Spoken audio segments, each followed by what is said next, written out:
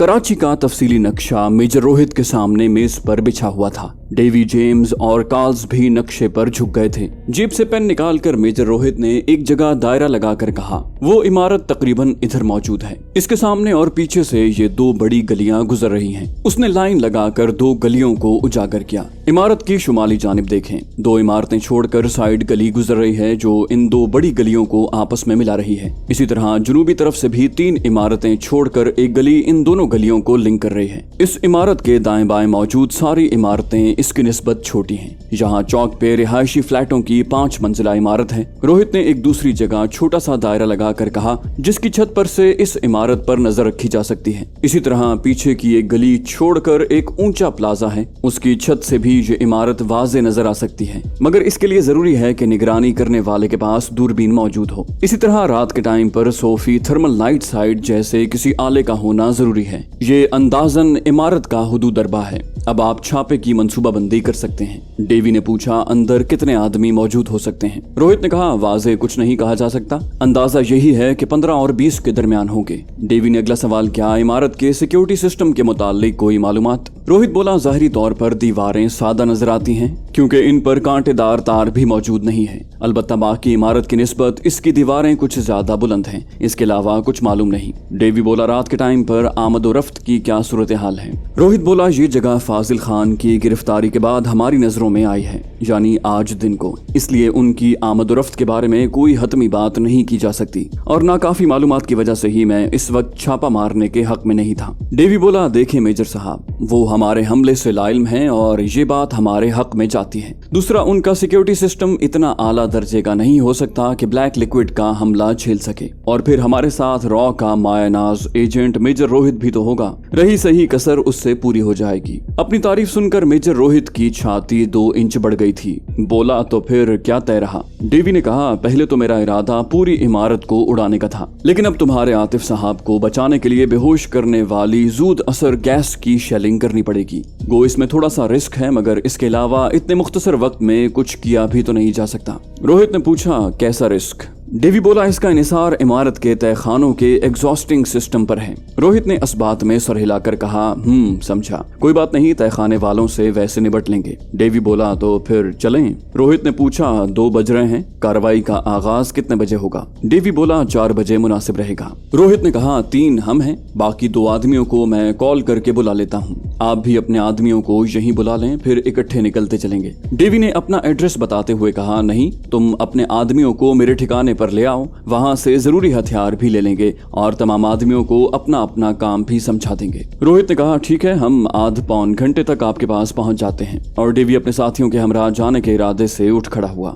वहां डेवी के जाते ही रोड्स उठता हुआ बोला, मेरा ख्याल है कुछ देर आराम किया जाए। मैंडी ने कहा, नहीं, बैठो, एक जरूरी बात करनी है। वो बोला, कहो। मैंडी बोला, मेरा ख्याल है डेवी पार्टी की वापसी 2-3 घंटों में ही होगी। रोड्स बोला, ज्यादा भी लग सकते हैं, तुम बात करो। मैंडी के चेहरे पर शैतानी मुस्कुराहट नमूदार हुई और वो बाजारी अंदाज में बोला, रोड्स, फाजिल खान की बेटी कैसी लगी? रोड्स ने नासिहाना लहजे में कहा, यार बेगैरती न कर। डेवी ने बता तो दिया है कि फाजिल खान की हलाकत के बाद जो चाहे कर लेना। मैंडी बोला, ऐसी सूरत में बासी होकर ही मिलेगी। सर डेवी, जेम्स और फिर कार्ल्स भी हमसे सीनियर हैं, वो कहाँ बाज रहने वाले हैं? रोड्स बोला, तो क्या?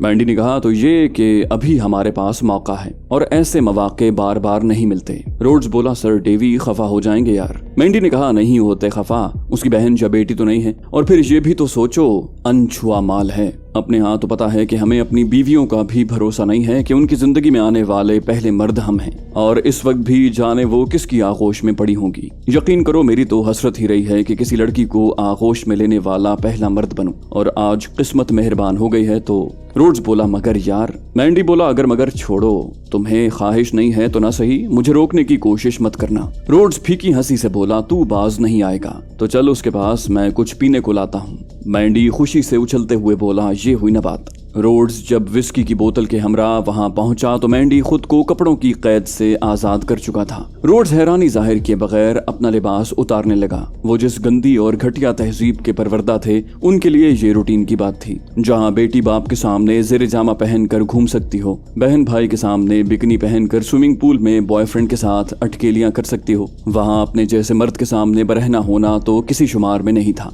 मैंडी गलाजत भरे अंदाज में होंठों पर जबान फेरता हुआ बोला, देख यार, कभी देखी है ऐसी लाजवाब चीज। रोड्स अपने लिए ग्लास भरने लगा, बोला, तारीफें छोड़ो, टाइम कम है। मैंडी ने कहा, 2-3 घंटे बहुत हैं भाई, सारी रात की अय्याशी बेबी के वालिद की हलाकत के बाद ही मिलेगी। उन्हें देखकर हिना की आंखों में खौफ की परछाइयां हिलकोरे लेने लगी और फिर उनकी बरहनगी ने सोने पे सुहागा के मिस्ताक उसकी सांसें उथल पुथल कर दी। मुंह पर टेप लगी होने की वजह से वो कुछ बोल न सकी। उसके बस में सिर्फ इतना था कि आंखें बंद करके इस करीह मंजर को न देखे। मैंडी अपना ग्लास भरकर हिना की तरफ बढ़ा और उसके मुंह से टेप हटाता हुआ शैतानी लहजे में बोला, कुछ पीना पसंद करोगी मेरी जान? हिना की हालत उस वक्त भूखे भेड़ियों के चुंगल में फंसी भेड़ किसी थी। प्लीज मुझे छोड़ दो, वो गिड़गिड़ाई। आपको जितनी रकम चाहिए होगी मैं दिला दूंगी। मैंडी का कहकहा काफी बुलंद था। रकम? हाँ बेबी, रकम तुम हमसे ले लो, लेकिन शोर मचाकर मजा किरकिरा मत करना। गो लड़कियों को रुलाना मेरा महबूब मशगला है, मगर फिर भी इस वक्त मैं किसी और मूड में हूँ। वो मिनमिनाई, मैं जख्मी हूँ, ऑपरेशन हुआ है मेरा। मैंडी बोला, कोई दूसरी बात करो बेबी, कहा तो है आज सिर्फ एक काम का मूड है, इसके अलावा मुझे कुछ सुझाई नहीं दे रहा। ये कहकर वो रोड्स की तरफ मुड़ा, जरा मेरे लिबास से चाकू निकाल कर तो फेंको। बेबी को हमारी तरफ देखने में शर्म महसूस हो रही है, इसके कपड़ों का बोझ भी हल्का कर लें ताकि सब एक जैसे हो जाएं।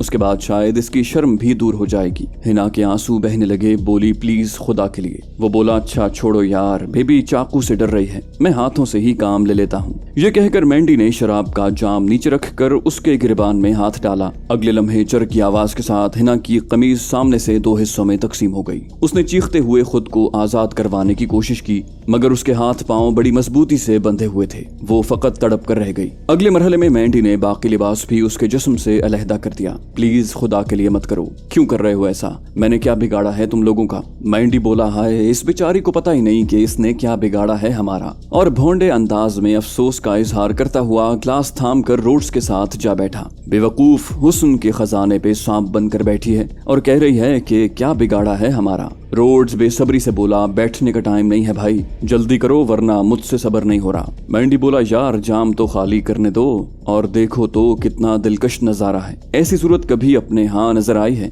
सालियां सारी फीकी, बेरौनक और बदमजा होती हैं। ठंडे गोश्त की दुकानें, इसके बदन को जरा हाथ लगा कर देखो, बिल्कुल जलती ट्यूबलाइट की मानिंद है। हैरानी होती है इसका लिबास क्यों नहीं जलता। रुखसारों पर गौर करो, दहकते अंगारे हैं अंगारे। आंखें देखो तो इतनी बड़ी बड़ी और स्याह, ऊपर से घनी पलकों की झालरें। यकीन मानो मैं इन पलकों की खूबसूरती पर एक किताब लिख सकता हूँ, पूरे 500 सफ़े की किताब। एक मेरी बीवी की आंखें, छोटी छोटी, बेतासुर, जिंदगी की चमक से महरूम। और बाल देखो यार, कसम से अगर इन्हें काट कर रस्सी बनाई जाए तो आईफल टावर पर आसानी से कमन डाली जा सके। और तूने सुराहीदार गर्दन का नाम सुना होगा, मैंने भी सुना था, देखी आज है। और देखो, मैंडी का मुंह गटर की मानिंद गंदगी उगलने लगा। हिना का बस नहीं चल रहा था कि वो कैसे अपनी समातों पर मोहर लगाए। इतनी गंदी और वाहियात बातों से उसका वास्ता कभी नहीं पड़ा था। रोड्स भी उसकी बकवास से तंग आकर बोला, मेरा ख्याल है तेरा इरादा नहीं बन रहा। मैंडी ने उसका हाथ पकड़कर उसे उठने से बाज रखा। नहीं नहीं, ये बात नहीं है, कसम से मैं हैरान हूँ डेवी की अक्ल पर। इस खजाने की रखवाली मुझ जैसे डकैत को सौंप गया है। दूसरा इसका बाप है उल्लू का पट्टा, समझता है जबान बंद रख कर इसे बचा लेगा। बताओ भला ऐसी चीज दस्तरस में आए तो कौन काफिर इससे मुस्तफीद हुए बिना रह पाएगा? तुम बेवकूफ मुझे डेवी की नाराजगी से डरा रहे हो। कसम से अगर इसके हुसूल के बाद मुझे डेवी कत्ल भी कर दे तो मैं समझूंगा कि घाटे का सौदा नहीं। रोड्स गुस्से से चीखा, अच्छा मेरे बाप, अब उठ जा। और मैंडी मकरूह अंदाज में हंसता हुआ हिना की तरफ बढ़ गया। उसकी गलीज बाछें किसी इफरीत की मानिंद खुली हुई थीं। खौफ की शिद्दत से हिना की आंखें बंद हो गईं। अपने बंधे बदन को मुसलसल झटके देने से उसके पेट के जख्म से दर्द की टीसें उठने लगीं। उनसे रहम की भीख मांग मांग कर उसका गला बैठ गया था। उसके जहन में बड़ी शिद्दत से इस्माइल शाह की میری بہن کا خیال آیا، ہو نہ ہو یہ اسی کی سزا ہے۔ میرے باپ نے بھی تو ایک معصوم کو اسی طرح باندھ کر برباد کیا تھا، اور پھر اس کے بعد اس کے کارندوں نے بھی اس معصوم کو بھنبوڑا تھا۔ شاید ان دونوں کے بعد مجھے ان کے ملازموں کو بھی بھگتنا پڑے۔ چلو اس بہانے شاہ جی کا انتقام تو پورا ہو جائے گا نا، وہ شاید میرے ساتھ یہ سلوک نہ کر سکتا۔ اس خیال کے باوجود وہ آخری کوشش کے طور پر ایک مرتبہ پھر گڑ گڑائی، پلیز مجھے میرے باپ کے جرموں کی سزا مت دو، پلیز ایسا مت کرو، یاد رکھو اس کا بدلہ تمہاری بہن بیٹی سے لیا جائے گا۔ مینڈی بولا، بہن بیٹی؟ روڈز سنا بیبی کیا کہہ رہے ہیں؟ بے وقوف گدھی، ہماری بہنیں بیٹیاں بالغ ہونے سے پہلے اس مرحلے سے گزر چکی ہوتی ہیں۔ یہ تم مشرقی لوگ ہو جو اس بات کو اتنی اہمیت دیتے ہو۔ پاگل، انجوائے کرو، چند دن کی زندگی گھٹ گھٹ کر گزار دیتے ہو۔ یہ کہہ کر اس نے خالی گلاس کو ایک جانب اچھالا اور ہنا کی طرف جھکنے لگا۔ ہنا گلا پھاڑ کر چلائی، مگر اس کے چیخنے سے اس کے مقدر پر چھائی ذلت اور رسوائی دور نہیں ہو سکتی تھی۔ اسماعیل اس کار کا تعاقب کرتے ہوئے بڑی آسانی سے ان کے ٹھکانے تک پہنچ گیا تھا۔ وہ کافی بڑی کوٹھی تھی، اس کے اندر دشمن کتنی تعداد میں ہو سکتے تھے اس بارے میں اندازہ لگانا مشکل تھا، لیکن جتنے بھی ہوتے اسماعیل کی زندگی میں ہنا کو نقصان نہیں پہنچا سکتے تھے۔ چند لمحوں تک کوٹھی کا سامنے سے جائزہ لینے کے بعد وہ بغلی گلی سے ہوتا ہوا کوٹھی کے پچھلے حصے میں پہنچا اور پھر وہاں رکنے کی بجائے آگے بڑھتا چلا گیا۔ اسے زیادہ دور جانے کی ضرورت نہیں پڑی، جلد ہی ایک مناسب جگہ اسے نظر آ گئی جہاں وہ موٹر سائیکل پارک کر سکتا تھا۔ موٹر سائیکل لاک کر کے وہ واپس روانہ ہوا۔ جلد ہی وہ دوبارہ اس کوٹھی کی عقبی جانب پہنچ گیا تھا جہاں اس کی جان حیات قید تھی۔ دائیں بائیں دیکھ کر اس نے گلی کے خالی ہونے کا یقین کیا اور پھر اچھل کر دیوار کا اوپری کنارہ پکڑتے ہوئے وہ ایک جھٹکے سے اوپر پہنچ گیا۔ دیوار کے اوپر لیٹ کر اس نے کوٹھی کے عقبی حصے میں ایک گہری نظر دوڑائی اور پھر دیوار سے نیچے لٹک کر آہستہ سے اپنے ہاتھ چھوڑ دیے۔ پنجوں کے بل پہ کودنے کے باوجود ہلکا سا دھماکہ ہوا، مگر یہ اتنا زیادہ نہیں تھا کہ کسی کو اس طرف متوجہ کر سکتا، لیکن وہ احتیاط کا دامن ہاتھ سے نہیں چھوڑنا چاہتا تھا، اس لیے چند لمحے وہیں دبک کر بیٹھا رہا۔ اس اثنا میں خوفناک شکل کا بریٹا پسٹل جیب سے اس کے ہاتھ میں منتقل ہو چکا تھا۔ جب چند لمحوں تک کوئی رد عمل نہ ہوا تو وہ آہستگی سے اٹھ کر اندرونی عمارت کی پشت پہ پہنچا۔ اسی اثنا میں اس کے کانوں میں ایسی آواز آئی جیسے کوئی کار اس کوٹھی میں داخل ہوئی ہو۔ اس بات کی تصدیق کوٹھی کی دیواروں پر پڑنے والی گاڑی کی ہیڈ لائٹ کی روشنی کر رہی تھی۔ یہ آواز ایک مرتبہ پھر اسے ساکن کر گئی۔ روشنی کے معدوم ہوتے ہی وہ کوٹھی کی دائیں سائیڈ پر ہوتا ہوا سامنے کے حصے کی طرف بڑھا۔ کونے پر رک کر اس نے گیٹ کی سمت جھانکا۔ چوکیدار اسے کافی مستعد نظر آیا۔ چوکیدار کو ٹھکانے لگائے بغیر اس کا کوٹھی کے اندر داخل ہونا مشکل تھا۔ اگر وہ اسے گولی مارتا تو دشمن چوکنے ہو جاتے اور ہنا ان کے پاس قید تھی، اس لحاظ سے ان کا پلڑا بھاری تھا۔ ایک عام سا آدمی بھی ہنا کو یرغمال بنا کر اسماعیل کو گھٹنے ٹیکنے پر مجبور کر سکتا تھا۔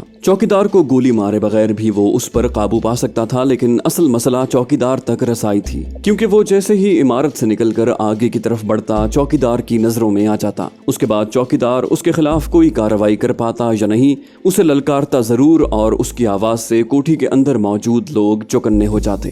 وہ مخمسے میں پڑ گیا۔ چند لمحے سوچنے کے بعد وہ پیچھے مڑا۔ اس کا ارادہ عمارت کی عقبی سمت میں موجود باتھ روم کی پائپ لائن سے اوپر چڑھنے کا تھا۔ اچانک اس کی نگاہ دیوار میں بنی کھڑکیوں پر پڑی جو دیوار سے چند فٹ بلند تھی۔ سیدھے کھڑے ہو کر اس نے پہلی کھڑکی کے کواڑوں کو اندر کی طرف دھکیلا۔ یہ دیکھ کر اس کا دل خوشگوار انداز میں دھڑکنے لگا کہ کھڑکی اندر سے کھلی تھی۔ پائپ لائن کی نسبت اس کھڑکی سے اندر گھسنا آسان تھا۔ وہ اچک کر اندر داخل ہو گیا۔ اندر گھپ اندھیرا تھا۔ اس نے چند لمحے انتظار کرنے کے بعد رسک لیتے ہوئے جیب سے پینسل ٹارچ نکالی۔ وہ درمیانے سائز کا ایک کمرہ تھا۔ اندر بچھا قالین اور اس پر پڑا ڈبل بیڈ ظاہر کر رہا تھا کہ وہ کسی کا بیڈ روم تھا۔ اسماعیل دروازے کی طرف بڑھا اور دروازے کو آہستگی سے کھولتا ہوا باہر آ گیا۔ گیلری میں تیز روشنی تھی۔ ایک کمرے سے باتیں کرنے کی آواز آ رہی تھی۔ وہ دبے پاؤں اس طرف بڑھا۔ وہ کمرہ سیڑھیوں کے ساتھ تھا۔ وہاں کھڑے ہونا رسکی تھا، البتہ سیڑھیوں کے نیچے اتنی جگہ موجود تھی جہاں چھپا جا سکتا تھا۔ پہلے اس کا ارادہ سیڑھیوں سے اوپر چڑھ کر دوسری منزل کی تلاشی لینے کا بنا، مگر پھر وہ ان کی باتوں کی طرف متوجہ ہو گیا۔ ان کی گفتگو سن کر ان کے کان کھڑے ہو گئے تھے۔ وہ کہہ رہا تھا کہ How did you come to know that Fazal Khan is under custody of CI؟ Ismail risk लेता हुआ दरवाजे के नजदीक हो गया। दूसरे बंदे की जवाबी गुफ्तगू उसे सुनाई न दी। पहले बंदे की आवाज आई, व्हाट? उसकी हैरानी से पुर आवाज सुनकर उसे यकीन हो गया कि वो फोन पर महवे गुफ्तगू है, और फिर आखिर तक उनकी गुफ्तगू सुनकर उसे अंदाजा हुआ कि वो सीआई के हेडक्वार्टर पर हल्ला बोलने जा रहे हैं और उनका मकसद फाजिल खान की रिहाई हो सकता था। मगर फिर उसे ख्याल आया कि अगर वो फाजिल खान के दोस्त होते तो उसकी बेटी को क्यों अगवा करते, शायद उसे हलाक करना चाह रहे हो। एक इम्कानी सोच उसके दिमाग में उभरी। उसी वक्त उनकी गुफ्तगू से उसे अंदाजा हुआ कि उनमें से 3 बंदे मेजर रोहित से मिलने जा रहे थे और 2 उधर ही मौजूद रहने थे। उसके साथ वो फाजिल खान की कोठी में होने वाले धमाके के बारे में भी अचंभे में थे। उनके फरिश्ते भी नहीं जान सकते थे कि वो धमाका करने वाला इस्माइल था। उनके निकलने से पहले वो सीढ़ियों के नीचे छुप गया। थोड़ी देर बाद कार स्टार्ट होने की आवाज सुनाई दी। वो उस वक्त तक वहीं दुबका रहा जब तक कार गेट से बाहर नहीं चली गई। अब वहाँ 2 आदमी रह गए थे। चौकीदार के हमरा उनकी तादाद 3 हो रही थी। उनके अलावा कोई मुलाजिम टाइप बंदा ही वहाँ मौजूद हो सकता था, वरना इसके बरक्स होने की सूरत में उनका लीडर उसका जिक्र जरूर करता। कार के कोठी से निकलते ही वो एक मर्तबा फिर उसी कमरे के नजदीक पहुंचा और इस दफा उन दोनों की गुफ्तगू ने उसके दिमाग पर सुर्ख चादर सी तान दी। वो हिना के बारे में जिस किस्म की गुफ्तगू कर रहे थे, उसके बाद इस्माइल के नजदीक उनके जिंदा रहने की जरूरत पागल कुत्ते जितनी भी नहीं रही थी। पहले तो उसका इरादा उन्हें वहीं फना करने का हुआ, मगर फिर उसने सोचा कि उन पर हल्ला बोलने की सूरत में चौकीदार उनकी मदद को आ सकता है। इसके बरक्स अगर वो चौकीदार को पहले खत्म कर देता तो यकसू होकर उन्हें ठिकाने लगा सकता था। उनके कमरे से निकलने से पहले वो एक मर्तबा फिर अपनी जगह पर दुबक गया। वो दोनों उस कमरे से निकलकर उस जानिब बढ़ गए जिस तरफ से इस्माइल वहां आया था। लाजमी हिना भी उसी तरफ कहीं कैद थी। उनके गायब होते ही वो बाहर की तरफ बढ़ गया। वो जैसे ही दरवाजा खोलकर बाहर निकला, गेट पर खड़ा चौकीदार उसकी तरफ मुतवज्जे हो गया,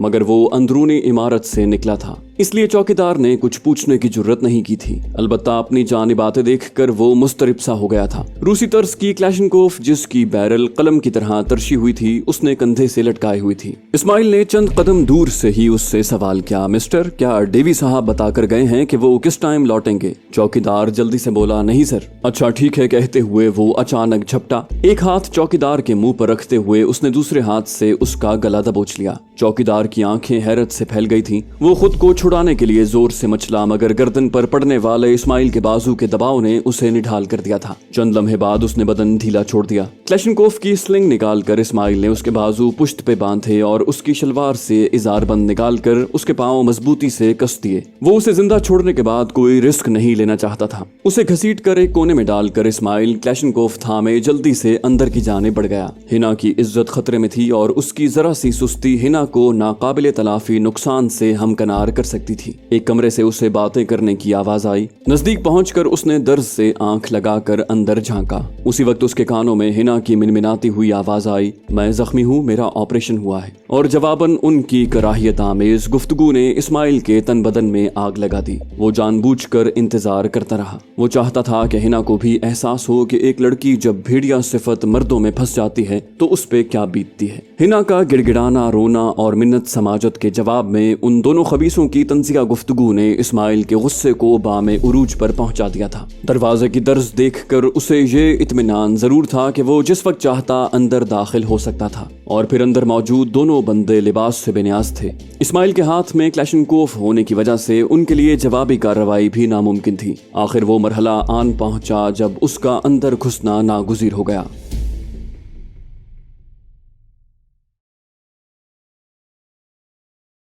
तो दोस्तों, ये थी हमारी आज की एपिसोड। उम्मीद करते हैं आपको हमारी कहानी पसंद आई होगी। जाने से पहले इस वीडियो को लाइक कीजिए और शेयर करना मत भूलिए।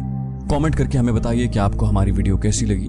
और अगर अभी तक आपने इस चैनल को सब्सक्राइब नहीं किया तो इसे सब्सक्राइब कीजिए और बेल आइकन दबाकर ऑल नोटिफिकेशंस ऑन कर लीजिए। कराची के इलाके का इलाहाबाद फ्लाईओवर के करीब धमाका। रोशनी के शहर कराची को तारीक करने की साजिशें बेनकाब। भारतीय एजेंसी रॉ की चालबाजियां, मक्कारियां। एक ऐसे नौजवान की दास्तान जिसे हालात ने दहशतगर्द बनने पर मजबूर किया। बदनाम जमाना एजेंसी ब्लैक वाटर के गलीज धंधे। पाकिस्तानी ISI के कारनामे। मुल्क की खातिर कुर्बानियां। स्नाइपर और भगोड़ा के बाद पेश खिदमत है रियाज आकिब कोहलर का एक और शाहकार नॉवल दलदल।